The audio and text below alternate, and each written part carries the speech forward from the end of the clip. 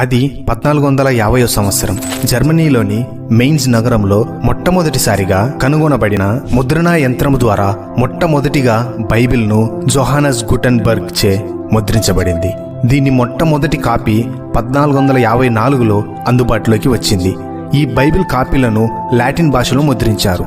ఈ గుటెన్బర్గ్ మొదటిగా 180 కాపీలను ముద్రించారు. వాటిలో ప్రస్తుతం 49 మాత్రమే అందుబాటులో ఉన్నాయి. వాటిలో మొట్టమొదటిగా ముద్రించబడిన 3 కాపీలకు అత్యంత ప్రాముఖ్యత కలిగి ఉన్నాయి. వాటిని ధనికులు కోట్లు డబ్బులను ఇచ్చి కొంటూ ఉన్నారు. దాన్ని అన్ని కోట్లు పెట్టి కొనవలసిన అవసరం లేదు, కానీ వారు కొంటున్నారు అంటే దాని విలువ వారికి తెలుసు కాబట్టి.